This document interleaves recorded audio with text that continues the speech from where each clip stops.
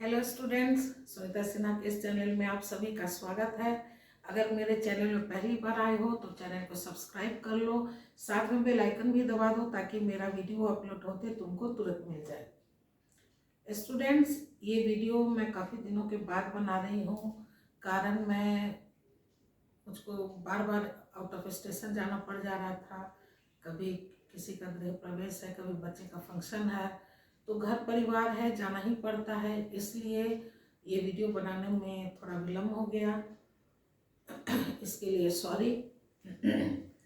हम जो पढ़ा रहे थे वो रस के बारे में बता रहे थे स्टूडेंट्स। वो रस नहीं, फल वाला रस के बारे में नहीं बता रहे थे। ये भी रस है, तो समझो समझो कि ये जैसे फलों का रस हम लोग निकालते हैं कि फल को निचोड़ते हैं, उससे जो उसका जूस जो निकला वो रस कहलाता है। तो यहाँ भी समझो, तो समझाने के ख्याल से हम ये बता रहे हैं कि रस क्या है। ये भी क्या है कि शब्दों को जब हम निचोड़ते हैं, है ना, उसका अर्थ जो निकलता है उसको निचोड़ते हैं, और वो निचोड़ने के बाद जो उसका जूस जो हमारे हृदय में सुसुप्तावस्था में जो भाव ईश्वर ने जो हमें भाव नौ भाव दिए हैं, वो क्या है, हमारे हृदय में सुसुप्तावस्था में पड़े रहते हैं। तो जब हम किसी कविता को पढ़ते हैं और उसके अर्थ को जब हम निचोड़ते हैं, निचोड़ने के बाद जो रस जो है वो नौ भाव के ऊपर में जब गिरता है, और गिरने के बाद क्या होता है, जब हम पानी में कोई बूंद गिराते हैं तो थोड़ा सा उछाल आता है पानी में। तो समझो उसी तरह से जब हम शब्दों को निचोड़ते हैं और उसका रस जो हमारे हृदय में सुसुप्तावस्था में पड़ा हुआ है भाव, वो जिस भाव पे पड़ता है तो उस भाव में क्या होता है, थोड़ा सा उछाल आता है, वो ऊपर थोड़ा हो जाता है। ऊपर होने की वजह से क्या होता है, हम उस भाव को अनुभव करते हैं, फील करते हैं, और यही फील जो अनुभव करते हैं वही रस कहलाता है ना। तो ये रस वही हो गया। एक तरह से समझने के लिए हम बोले हैं, वैसे ये इस तरह से लिखोगे नहीं। रस का जो शाब्दिक अर्थ है वो बता चुके हैं, लेकिन थोड़ा सा हम ब्रीफ में, शॉर्ट में थोड़ा सा रिवीजन कर देना चाहते हैं। शब्द का रस का शाब्दिक अर्थ क्या है, आनंद। शाब्दिक अर्थ है इसका आनंद होता है। रस साहित्य शास्त्र में, साहित्य कितने प्रकार के होते हैं, साहित्य में क्या क्या आता है, गद्य और पद्य। गद्य में क्या आता है, कहानी है, नाटक है, निबंध है, लेख है, संस्मरण है, ये सब आता है, उपन्यास है, ये सब आता है। पद में आता है कविता है, कविता बोले या काव्य बोले, दोहा है, छंद है, ये सब आता है, ये चौपाई वगैरह आता है। तो ये साहित्य में रस शब्द का प्रयोग काव्य स्वाद या काव्य आनंद के लिए किया गया है। क्या, काव्य स्वाद या फिर काव्य आनंद, इसके लिए किया गया है। साहित्य में गद्य और पद्य दोनों आता है। तो साहित्य में रस शब्द का प्रयोग काव्य स्वाद या काव्य आनंद के लिए किया गया। काव्य स्वाद यानी स्वाद, जब हम कुछ खाना खाते हैं तो स्वाद लेते हैं, आनंद लेते हैं उसका कि वाह बहुत बढ़िया खाना है, अच्छा खाना है या खराब खाना है। तो वही बात है कि काव्य का स्वाद या काव्य का आनंद लेने के लिए रस शब्द का प्रयोग हुआ है। सबसे पहले नाट्य में, ये तो काव्य का हो गया, सबसे पहले नाट्य में, नाट्य के संबंध में रस शब्द का उल्लेख किया गया है। सबसे पहले भरत मुनि जो है, कवि जो भरत मुनि है, उनकी जो सबसे पहली रचना है नाट्य शास्त्र, उसमें उन्होंने रस के स्वरूप का वर्णन किया है कि रस कितने प्रकार के होते हैं, रस के स्वरूप का वर्णन किया। और अगर कवि भरत मुनि के सूत्र के अनुसार माने तो उनके अनुसार विभाव, अनुभाव और संचारी भाव या फिर कहें व्यभिचारी भाव, इन तीनों के संयोग से, किसके किसके संयोग से, विभाव, अनुभाव, जोड़ी पे, विभाव, अनुभाव और व्यभिचारी भाव, व्यभिचारी, व्यभिचारी भाव, इन तीनों के संयोग से यानी इन तीनों के मिलने से क्या होता है, रस,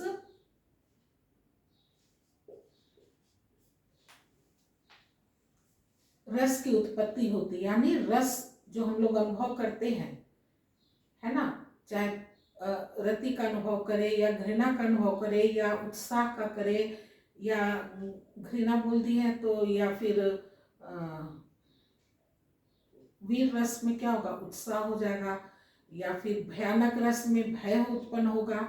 तो जो भी विभाव, कहने का भरत मुनि के अनुसार कहने का है कि विभाव, अनुभव और व्यभिचारी, इन तीनों के मिलने से, इन तीनों के संयोग से रस की उत्पत्ति होती है।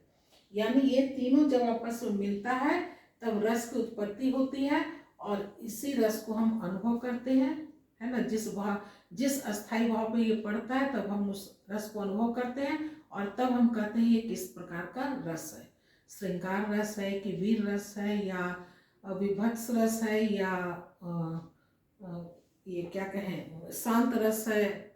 9 प्रकार के रस है, 9 प्रकार के रस है, तो हम बताते हैं कि ये रस है। अब है कि विभाव, अनुभाव, व्यभिचारी भाव और अस्थाई भाव क्या है। अस्थाई भाव, अस्थाई भाव विभाव, अनुभाव और व्यभिचारी भाव या संचारी भाव, व्यभिचारी को संचारी भाव भी कहते हैं।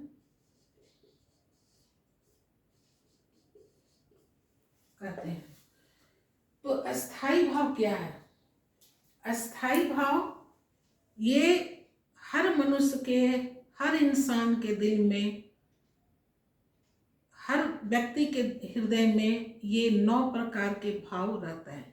ये ईश्वर प्रदत्त है, प्रदत्त यानी दिया हुआ, ईश्वर का ये दिया हुआ। जब भी मनुष्य या कोई व्यक्ति जन्म लेता है तभी से उसके हृदय में ये 9 प्रकार के भाव रहते हैं, और तब तक रहते हैं जब तक वो उसका अंतिम सांस चलता रहता है। यानी जन्म से लेकर मृत्यु तक ये 9 प्रकार के अस्थाई भाव हर व्यक्ति के हृदय में विराजमान रहता है, उपस्थित रहता है। और इसी अस्थाई भाव पे जब ये तीनों मिलकर कर रस की उत्पत्ति करता है, और जब ये अस्थाई भाव के किसी भाव पे जब ये पड़ता है तो हम उस श्रृंगार रस या वीर रस या विभत्स रस या शांत रस जैसे 9 रस में से उसको अनुभव करते हैं। या रौद्र रस, है ना, गुस्सा होता है, गुस्सा भी आ जाता है, रौद्र रस भी होता है। तो कहने का मतलब है कि अस्थाई जो है भाव, अस्थाई भाव 9 प्रकार के होते हैं, और इन्हीं तीनों के मिलने से ये अस्थाई भाव जो बढ़ता है उसको हम अनुभव करते हैं, और तब हम कहते हैं ये इस प्रकार का रस है। अस्थाई भाव जो 9 है ये हम पार्ट 1 में 9 प्रकार के लिख दिए हैं। किस कवि ने, भरत मुनि ने, और 8 रस बताए हैं। भरत मुनि ने 8 रस बताए हैं, प्लस एक जो है वो मम्मट भट्ट या फिर उद्भट ने बताया है कवि या आचार्य, या फिर रूप गोस्वामी ने उन्होंने एक रस को जोड़ा, फिर एक रस को विश्वनाथ ने जोड़ दिया। इस तरह से टोटल 11 हो गया। 8 भरत मुनि ने बताया, एक जो बताया मामा, इन्होंने 8 बताया। 8 होने के बाद फिर उद्भट ने या मम्मट भट्ट ने कहा कि एक रस और है, और उन्होंने शांत 9वां रस जो बताया वो शांत रस बताया, जिसका कि अस्थाई भाव निर्वेद है। निर्वेद यानी संन्यास ले लेना, सांसारिक सुख को छोड़ करके एकदम संसारिक सुख को त्याग देना। तो उन्होंने एक बताया, तो इस प्रकार से 9 हो गया। फिर बाद में रूप गोस्वामी ने कहा कि नहीं, एक रस और है। वो कौन रस है? इस विषयक रस कहे या फिर देव विषयक रस बोले, यानी कि ईश्वर के प्रति भी हमारा प्रेम जगता है। तो कहे कि ये भी एक रस है, तो उन्होंने एक रस और जोड़ दिया। इस प्रकार से 10 हो गया। फिर उसके बाद विश्वनाथ ने कहा कि नहीं, एक रस और है, वो है वात्सल्य विषयक रस, यानी बच्चों के प्रति भी तो हमारा प्रेम होता है। तो बच्चों के प्रति जब प्रेम होगा तो वो वात्सल्य विषयक रस हो गया। तो इस तरह से हम देखते हैं कि रसों की संख्या, कुल संख्या 11 हो गया। ये 11 जो है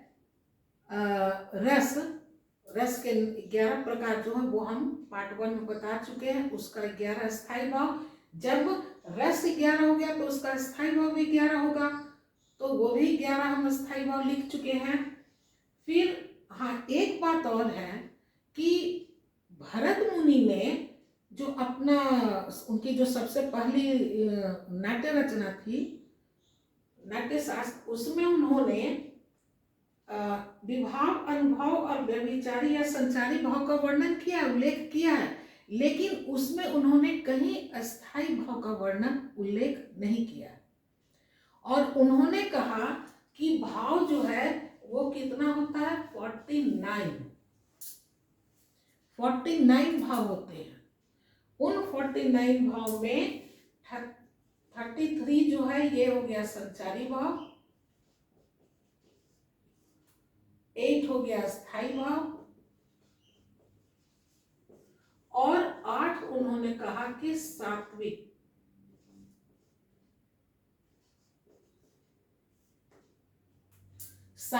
भाव है। तो कितना हो गया? 33, 8 और 8, ये हो गया 49। 8, 16, 17, 18, 19, 9, 49।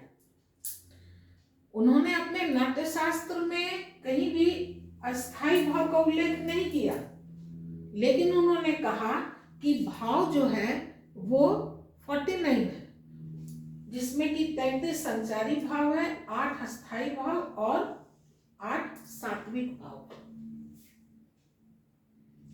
तो जिसमें कि संचारी भाव हम पार्ट 1 में बता चुके हैं, संचारी भाव लिखवा चुके हैं। 8 अस्थाई भाव जो उनका है, बाद में फिर 3 और जुड़ गया, वो सब हम अस्थाई भाव लिखा चुके हैं। और सात्विक जो है अनुभव, ये जो अनुभव है ये भी 4 प्रकार के होते हैं। कायिक, काया से बना कायिक, वाणी, वाचिक जो मैंने बोलकर, वाणी यानी बोलकर जो हो गया, आहार्य,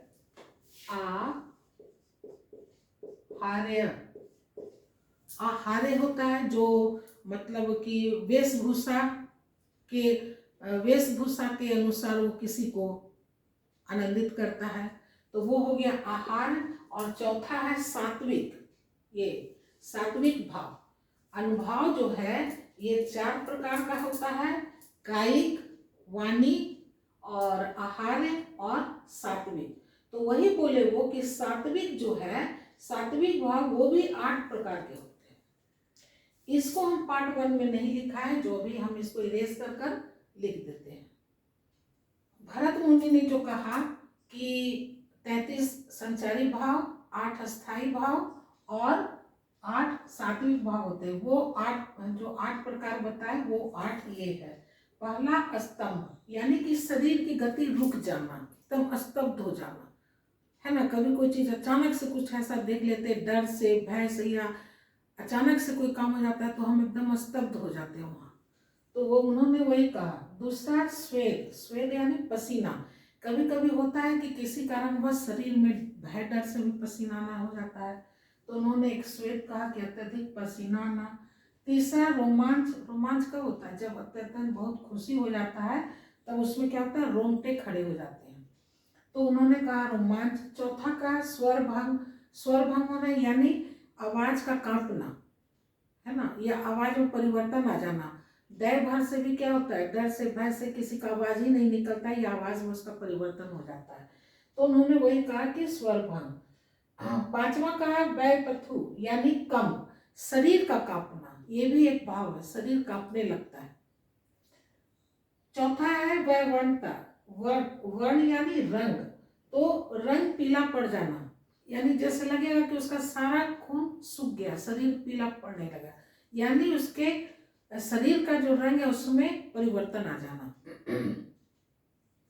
सातवां है अश्रु, अश्रु यानी आंसू, संस्कृत में कहते हैं अश्रु, हिंदी में उसका तत्सम शब्द है आंसू, तो आंसू का निकलना। और आठवां लास्ट है प्रलय, प्रलय होता है तो कैसे सब कुछ उथल पुथल हो जाता है, एकदम गिर पड़ जाता है, प्रलय आता है तो यहाँ प्रलय का अर्थ हो गया बेहोश हो जाना, यानी वो गिर जाएगा बेहोश होकर के। तो उन्होंने भरत मुनि ने ये 49 में 33 संचारी भाव बताया, और 8 जो उन्होंने 8 रस बताया तो उसका 8 अस्थाई भाव भी बताया, और उसके बाद 8 सात्विक भाव बताया, 49 भाव वो बताए। अब एक पहला जाने श्रृंगार रस।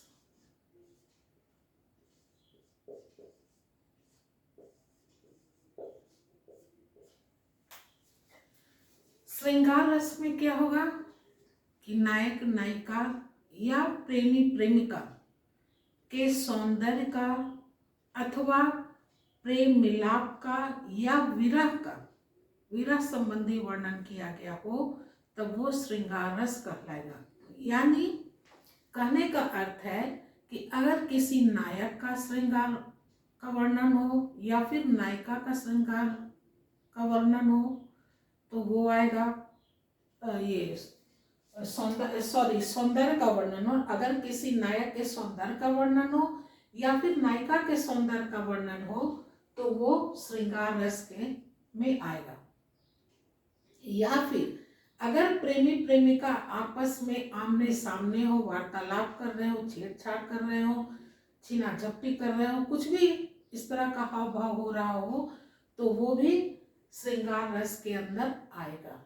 या फिर जब दोनों प्रेमी प्रेमिका या नायक नायिका के दिलों में प्रेम है एक दूसरे के प्रति, लेकिन किसी कारणवश वो बिछड़ गए हैं, अलग हो गए एक दूसरे से, और उसमें जो विरह का वर्णन होगा उनका वो भी कहलाएगा श्रृंगार रस। इसकी परिभाषा हम लिख देते हैं, तो इस लिख देंगे।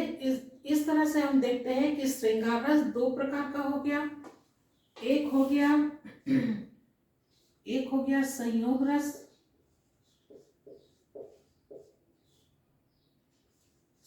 संयोग श्रृंगार रस कहें। संयोग श्रृंगार रस में जब प्रेमी प्रेमिका या नायक नायिका आपस में एक दूसरे के सामने हो, वार्तालाप कर रहे हो, या किसी मन कहने का मतलब आमने सामने जब हो तो वो कहलाएगा संयोग श्रृंगार रस। और दूसरा हो जाएगा जब ये प्रेमी प्रेमिका किसी कारणवश एक दूसरे से बिछड़ गए हों, अलग हो गए हों, और जब उनके अलग होने का विरह का जब वर्णन होगा तब वो कहलाएगा वियोग श्रृंगार रस।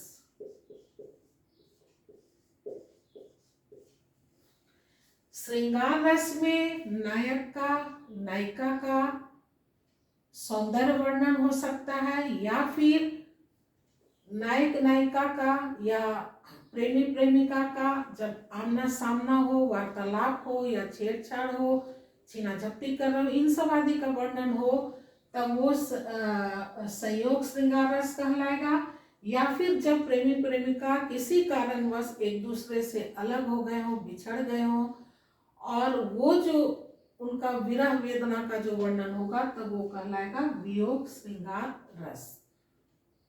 यानी श्रृंगार रस में संयोग और वियोग दोनों का वर्णन हो सकता है। प्रेमी प्रेमिका के संयोग का भी वर्णन होगा। संयोग यानी सम जोड़ योग, सम यहां हो जाएगा साथ, और योग यानी मिलना।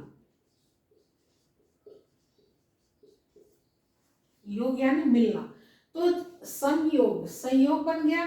तो यानी दोनों जब साथ मिलते हैं, यानी दोनों उपस्थित होंगे तभी दोनों साथ मिलेंगे। तो जब दोनों साथ उपस्थित होंगे, आमने सामने होंगे, तब वो संयोग श्रृंगार रस कहलाएगा। श्रृंगार रस में तो इसका स्थायी भाव क्या है? रति है।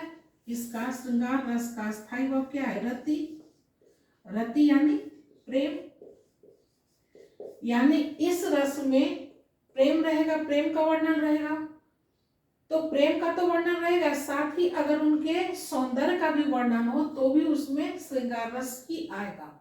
उनके सौंदर्य का वर्णन हो प्रेमी प्रेमिका या नायक नायिका का, या फिर मिलने का या बिछड़ने का वर्णन हो तो भी वो श्रृंगार रस के अंतर्गत ही आएगा। तो अगर मिलना और बिछड़ना होता है तो इस प्रकार से दो भाग में बढ़ जाएगा। संयोग श्रृंगार रस, संयोग यानी साथ में है दोनों, और वियोग यानी एक दूसरे से अलग है। और जब उनके विरह की वेदना का वर्णन हो तब वो कहलाएगा वियोग श्रृंगार रस। अब संयोग श्रृंगार रस भी जो है ये भी दो प्रकार का होता है। इसमें भी अगर नायक, हीरो, प्रेमी जो है, ये अगर पहला कदम बढ़ाता है, एक ही ओर से पहले होता है, तो वो कहलाएगा नायक रक्त। अगर नायिका पहल करती है, आगे बढ़ती है पहले, तो वो कहलाएगा नायिका रक्त। संयोग रस, जिस काव्य में, जिस कविता में प्रेमी प्रेमिका या फिर नायक नायिका के सौंदर्य का अथवा उनके मिलाप का, प्रेम मिलाप या प्रेम विरह का वर्णन हो, वो श्रृंगार रस कहलाता है। इस प्रकार से श्रृंगार रस दो प्रकार के हो गए, संयोग श्रृंगार रस और वियोग श्रृंगार रस। संयोग में दोनों साथ होंगे और वियोग में एक दूसरे से अलग रहेंगे, बिछड़े हुए होंगे। संयोग रस अगर दोनों साथ हैं, नायक नायिका, हीरो हीरोइन जो है दोनों साथ हैं, तो उसमें अगर हीरो, अगर नायक जो है वो पहले अगर पहल करता है, आगे बढ़ता है, तो नायक रक्त कहलाएगा। और अगर नायिका आगे बढ़ती है पहले तो नायिका रक्त कहलाएगा। तो श्रृंगार रस में हम बताते हैं कि अब इसका जो है स्थायी भाव क्या है। अब एक कविता लिख देते हैं, दोहा, दोहा का कुछ अंश, और तब उसमें समझाकर बताते हैं कि इसमें विभाव क्या है, अविभाव क्या है, संचारी भाव क्या है, ये सब बताते हैं। अब देखिए श्रृंगार रस का एक उदाहरण हम लिए हैं, पंक्ति है, ये बिहारी जी का लिखा हुआ है। बतरस लालच लाल की मुरली धरी लुकाए, सौह करे भाव हनी हंसे, दैन कहे नटी जाए। अब यहाँ पे तो इन पंक्ति को पढ़ने से पता चल जा रहा है कि कौन नायक और नायिका हो सकते। मुरली है, मुरली की बात है तो जरूर यहाँ कृष्ण की बात है। और मुरली है, मुरली है तो ये कृष्ण की बात है। और लाल किसको कहा जा रहा है? कृष्ण को ही कहा जा रहा है। तो बतरस लालच लाल की, बतरस, बतरस यानी बात करने के रस, रस यानी आनंद, बात करने के आनंद के लालच में लाल की मुरली धरी लुकाए, लाल की यानी कृष्ण की बात करने के आनंद, बात करने का जो आनंद उनको लेना है, उस आनंद के लालच में राधा क्या करती है? कृष्ण की मुरली को धरी लुकाए यानी छुपा देती है। सौ सौ करे भाव हनी हंसे, और जब वो छुपा देती है तो कृष्ण जी उनसे बात करते हैं, कहते हैं, उनके बारे में पूछते हैं, बांसुरी के बारे में। तब वो क्या करते हैं? सौ करे, सौ यानी सौगंध, सौगंध खाती है। कौन? राधा। तब राधा जी जब मुरली के बारे में कृष्ण जी राधा जी से पूछते हैं, तब वो सौगंध खाते हैं कि नहीं नहीं, मैंने नहीं लिया, मैंने नहीं छुपाया। और भौं हानि हंसे, और भौं करके ऐसे मन ही मन हंसती है, आंखों ही आंखों में हंसती है। तो जब ऐसा भाव होता है तब कृष्ण भगवान के मन में ये आभास हो जाता है कि हो न हो यही मुरली छुपाई है। ऐसे तो बोल रही कि नहीं नहीं नहीं मैंने नहीं छुपाया, लेकिन साथ में ये मुस्कुरा भी रही है, आंखों ही आंखों में हंस भी रही है, मुस्कुरा रही है। इसका मतलब है कि मुरली इसी ने छुपाया है। तो फिर वो कृष्ण जी राधा जी से कहते हैं कि देन कहे, देने की बात करती है कि तुम जो मेरा मुरली छुपा लियो उसको दे दो। देने की बात जब कहती है तो राधा क्या करती है, नट जाती है, इनकार कर देती है, नहीं नहीं दूंगी, है ना, मना कर देती है। तो इसमें भी क्या है, ये संयोग श्रृंगार रस हो गया। कैसे, इसमें नायक और नायिका, प्रेमी और प्रेमिका दोनों आपस में बातें कर रहे हैं। तो ये श्रृंगार रस है। श्रृंगार रस में कौन सा हो गया, संयोग है, क्योंकि यहाँ पे नायिका और नायिका दोनों का वर्णन एक साथ हो रहा है। अस्थाई भाव क्या हो जाएगा इसका, अस्थाई भाव रति है, रति यानी प्रेम। अब उसमें देखेंगे आश्रयालंबन कौन होगा, आश्रयालंबन जिसके हृदय में भाव जगता है। तो किसके हृदय में प्रेम भाव जगा है, यहाँ पे राधा के दिल में कृष्ण के प्रति भाव जगा है, तब वो उनसे बात करने के, आनंद लेने के लिए उनका वो मुरली छुपा देती है, बांसुरी। तो आश्रयालंबन हो जाएगी राधा। यहाँ विषयालंबन कौन हो जाएगा, किसके प्रति उनके दिल में प्रेम जगा है, तो कृष्ण के प्रति, तो कृष्ण हो जाएंगे विषयालंबन। उद्दीपन हो जाएगा, जो वो मुरली छुपाई है वो हो जाएगा उद्दीपन। अनुभव क्या हो जाएगा, अनुभव हो जाएगा उनका कसम खाना, है ना, हंसना मुस्कुराना, ये हो जाएगा अनुभव। और संचारी भाव हो जाएगा, संचारी भाव कि उनके प्रेम के उसमें उनको खुशी होती है, बात करने के लिए उनको खुशी होती है, जिज्ञासा होती है, कम से कम मुरली छुपाने के बहाने वो हमसे बात तो किए, उनको वो बात करने का आनंद जो अनुभूति हुआ वो हुआ। तो संचारी भाव में हो जाएगा क्या, हर्ष हो जाएगा, खुशी होता है, उनको बात करने से खुशी हो रहा है, जिज्ञासा हो जा रहा है, और ये सब हो जाएगा, प्रेम है उनके प्रति, ये सब संचारी भाव हो जाएगा। तो इसी प्रकार से जैसे एक एग्जाम्पल हम श्रृंगार रस का देकर बता दिए, उसी तरह से हास्य का, वीर रस जो है उत्साह का वर्णन होगा। तो इसी प्रकार से सबका वर्णन करना पड़ेगा। उद्दीपन का संचारी भाव तो हम लिखा ही दिए, ये भरत मुनि जो लिखाए हैं 33 भाव वो तो लिखा ही दिए हैं। अनुभव और उद्दीपन का 10-12 पॉइंट्स हम दे देते हैं, जिससे कि तुम लोगों को ये समझ में आ जाएगा, पकड़ सकोगे कि इसमें उद्दीपन क्या अनुभव। ऐसे मोटा मोटी हम बता देते हैं कि उद्दीपन में क्या है, उद्दीपन में वहाँ का वातावरण का वर्णन करना होगा। जैसे एकांत जगह है, भयानक जगह, अंधेरी रात है, एकांत है, वर्षा है, यानी कि वहाँ के मोस्टली वातावरण जो होगा, जब प्रेमी या प्रेमिका के दिल में प्रेम का भाव जग गया, जिसके कारण जगा, और वहाँ पर जगने का जो कारण हो गया, या फिर भय का ही है। अगर मान लो जंगल जा रहे हैं, सुनसान रास्ता है, तो क्या होगा, भयानक रस हो गया। कौन सा उसका भाव होगा, स्थायी भाव, भय हो जाएगा। किसके कारण भय हुआ, जंगल में मान लो जा रहे हैं, कोई शेर बाघ कुछ ऐसा चीता दिख गया, तो उसके दिल में जो भय जगा है, तो कारण वो हो जाएगा। उद्दीपन उसका क्या हो जाएगा, तब वो स्थिति हो जाएगा, है ना, एकांत जगह हो जाएगा, भयानक जगह हो जाएगा, या अंधेरी रात हो जाएगा। कहने का मतलब कि उद्दीपन में जो है वहाँ के आसपास का जो वातावरण है उसका वर्णन करना होगा। और अनुभव में उसकी एक्टिविटी, यहाँ पे कुछ कार्य करेगा, वो एक्टिविटी करेगा। जैसे कि मान लो ये भी 4 प्रकार का हो गया, अनुभव भी 4 प्रकार का होता है। कायिक यानी शरीर से कुछ एक्टिविटी करेगा, है ना, वाचिक यानी वाणी, बोलकर कुछ एक्टिविटी कर सकता है। आहार्य, आहार्य में क्या होगा, वो अपने पोशाक से कुछ ऐसा एक्टिविटी करेगा, दिखाएगा। और सात्विक, सात्विक में बता ही चुके हैं कि 8 प्रकार का होता है, भरत मुनि ने 8 प्रकार का सात्विक भाव बताया, वो 8 में से कोई भाव होगा।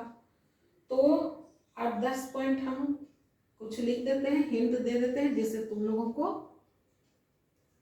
पंक्ति में से समझने में आसानी हो जाएगा कि उसमें उद्दीपन कौन सा है और अनुभव कौन सा हो सकता है। अगर काव्य के पंक्ति में देखोगे कि अगर कोई हाव भाव या एक तिरछी नजर से वर्णन किया हुआ, उसमें पता चल रहा हो तिरछी नजर का, मुस्कुराने का, या बार बार देखना, आंख मारना, उकसाना, चांदनी रात हो, किसी की आवाज हो, किसी की आवाज हो यानी कि कोई पशु पक्षी की ही आवाज हो जाए, मान लो घने जंगल में जा रहे हैं और किसी पशु का आवाज आ गया तो भय लगेगा, है ना, अस्थाई भाव हो जाएगा भय, रस कहलाएगा भयानक। तो वैसी अवस्था में किसी की आवाज भी हो सकता है, एकांत स्थान हो सकता है, वर्षा हो सकता है, गायन वादन हो सकता है वहाँ पे नायक नायिका हो और गायन वादन चल रहा हो, गाना बजाना, गाना चल रहा हो, गाना बजाना चल रहा हो, तो कोई भी ऐसा स्थिति हो सकता है। उसमें उद्दीपन में वैसा स्थिति का वर्णन करना, वहां पर के वातावरण का।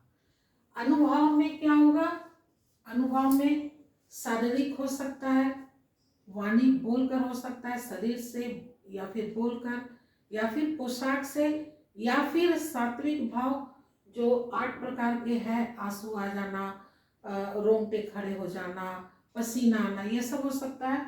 तो अनुभव में अब हो सकता है सर्व से आंखें झुकना, आंखों से सुधारा बहना, भय के कारण कांपना, गुस्से से चेहरा लाल होना, जो बोले थे उसका रंग बदल जाता है, मान लो शरीर का रंग बदल गया, शरीर ही पीला पड़ जाता, लगता है मानो सूख गया, एकदम काट मार देगा, जैसे लग रहा है शरीर उसका पीला पड़ गया। तो रंग का बदलना, वैसे गुस्से से चेहरा लाल हो जाता है। तो यहाँ भी वर्ण वर्ण वर्ण यानी वर्ण एक वर्ण हिंदी के वर्ण भी होता है, अरे वर्ण भाषा की वो सबसे छोटी इकाई है जिसके और टुकड़े नहीं किए जा सकते, उसको भी वर्ण कहते हैं। एक वर्ण रंग भी हो जाता है ना।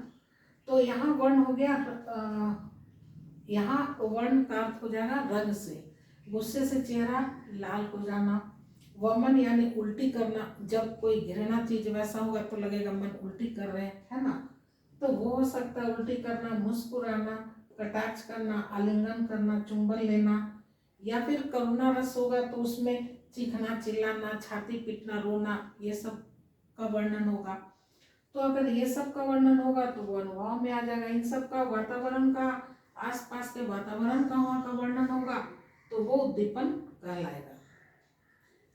अब है कि एक बात बताना हम भूल गए थे श्रृंगार रस में, कि श्रृंगार रस तो 2 प्रकार का हो गया, संयोग श्रृंगार रस और वियोग श्रृंगार रस। संयोग श्रृंगार रस में जब प्रेमी प्रेमिका या नायक नायिका आमने सामने होंगे, तो जब आमने सामने होंगे तो छेड़छाड़ हो सकता है, जैसे कि अभी एक पंक्ति बिहारी जी की पंक्ति में बताए थे कि क्या क्या छेड़ रही थी, कृष्ण जी का बांसुरी ही लेकर वो नुका दी थी राधा जी, तो वो एक तरह से छेड़छाड़ हुआ, है ना। तो श्रृंगार, ये संयोग श्रृंगार रस में छेड़छाड़ होगा, एक दूसरे को छेड़खानी करेंगे, छेड़छाड़ करेंगे। और वियोग रस में क्या होगा, तन्हाई होगा, एकांत वातावरण होगा, तन्हाई होगा, किसी की स्मृति याद आएगी तो वियोग रस कहलाएगा। तो वो भी हम लिख देते हैं कि श्रृंगार रस में और वियोग रस में क्या क्या होगा।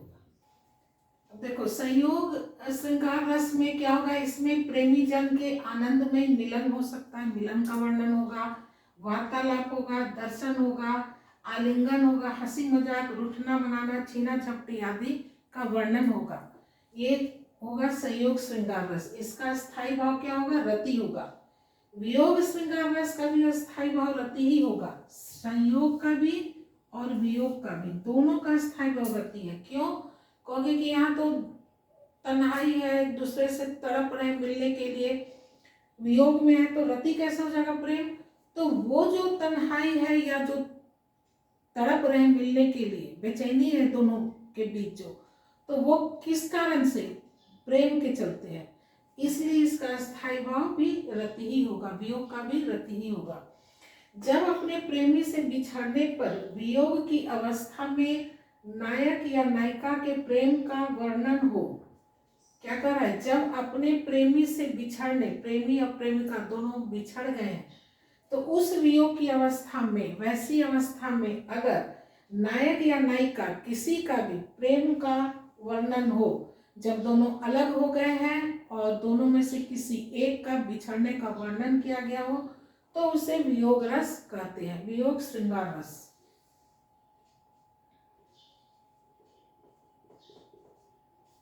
वियोग श्रृंगार रस कहते हैं जो उद्दीपन संयोग के सुखद होते हैं। कह रहा है कि जो संयोग श्रृंगार रस में जो उद्दीपन है, जो वातावरण था, जो सुखद था, उस समय बड़ा अच्छा लगता है, साथ में सखियां हैं या बगीचे में है तो सब अच्छा लगने लगता है। तो वही कह रहा है कि जो उद्दीपन संयोग श्रृंगार रस में सुखद होते हैं वही वियोग में दुख के कारण बन जाते हैं, और अब वैसे स्थिति अगर हो तो वो दुख का कारण हो जाएगा। वही उद्दीपन अब वियोग रस में हो जाएगा, अच्छा ही नहीं लगेगा कुछ। श्रृंगार रस में वो अच्छा लग रहा था, संयोग रस में वो सारा वातावरण अच्छा लग रहा था, लेकिन वियोग श्रृंगार रस में वही वातावरण अब अच्छा नहीं लगता है, दुख का कारण बन जाते हैं। संयोग के क्षणों की स्मृति कष्ट को उद्दीपन कहते हैं। अब संयोग श्रृंगार रस के समय जो वातावरण था, जो सुखद दे रहा था, आनंद दे रहा था, अब वही स्मृति, वही यादें जो है, वो स्मृति, वो याद जो है, कष्ट, वो वही उद्दीपन का कारण बन जाता है। यहाँ उद्दीपन वही उद्दीपन है, वही चीज है, सेम थिंग, लेकिन संयोग श्रृंगार रस में आनंददायक था, आनंदमय था, अच्छा लग रहा था, और वही सिचुएशन अब चूंकि वियोग श्रृंगार रस है, दोनों एक दूसरे से अलग हैं, तो अब वही चीज उनके लिए कष्टदायी है, वही उद्दीपन अब उनके लिए कष्टदायी बन गया, वही बताया गया। जैसे देखो, तन्हाई है, वियोग है, मिलने के लिए तड़पना, ये सब वियोग श्रृंगार रस में वर्णन रहेगा। कहे थे कि श्रृंगार रस की परिभाषा लिख देंगे, तो श्रृंगार रस की परिभाषा क्या होगा कि किसी काव्य में नायक नायिका के सौंदर्य अथवा प्रेम मिलाप या विरह का वर्णन हो, वहाँ श्रृंगार रस होता है। यानी जिस पंक्ति में अगर नायक का या नायिका का सौंदर्य का वर्णन हो, या फिर उन दोनों के मिलन का या फिर बिछड़ने का वर्णन हो, तो वो श्रृंगार रस कहलाता है। इसका स्थायी भाव रति होता है। इस रस को यानी श्रृंगार रस को रसराज भी कहते हैं, या रसों का राजा भी कहते हैं, या फिर रसपति भी कहते हैं। श्रृंगार रस इस आधार पे प्रेम मिला, अगर सौंदर्य का है तब तो श्रृंगार रस हो ही गया, और सौंदर्य का वर्णन रहेगा तो वो श्रृंगार रस में ही जाएगा। लेकिन अगर प्रेम मिलाप का या विरह का वर्णन होगा तो वहां पे फिर दो बात हो जाएगा, संयोग श्रृंगार रस, वियोग श्रृंगार रस। संयोग श्रृंगार रस में दोनों का बीच में दोनों का आमना सामना, वार्तालाप, छीना झपटी, छेड़छाड़, इस तरह का वर्णन होगा। और वियोग श्रृंगार रस में ये भी चार प्रकार का वर्णन हो सकता है। उसमें पूर्वराग वियोग का वर्णन हो सकता है, मान जनित का हो सकता है, मान सम्मान, प्रवास जनित यानी एक जगह से अगर दूसरे जगह चले गए तो वो भी कारण हो सकता है, या फिर अभिशाप जनित भी, यानी किसी के द्वारा अभिशाप दे दिया, गुस्से में कुछ बोल दिया किसी कारण, उस कारणवश भी दोनों आपस में अलग हो सकते हैं। तो ये चार कारण दिया हुआ है कि इन चार कारणों की वजह से वो जो नायक नायिका है एक दूसरे से अलग हो सकते हैं। मेरे ख्याल से तुम लोगों को रस समझ में आ गया होगा। अगर मेरा पढ़ाया हुआ समझाया हुआ समझ में आता हो तो लाइक करो, शेयर करो और कमेंट्स में लिखो। कमेंट्स आने से क्या होता है कि मेरा उत्साह भी बढ़ता है, लगता है कि हम और बताएं और अच्छे से बताएं। तो कमेंट्स भी किया करो। अगर सब्सक्राइब नहीं किया अभी तक तो सब्सक्राइब कर लो। मेरा वीडियो देखने के लिए आप सभी का बहुत बहुत धन्यवाद। एक नए टॉपिक लेकर नए वीडियो मिलते हैं, तब तक के लिए bye bye and take care.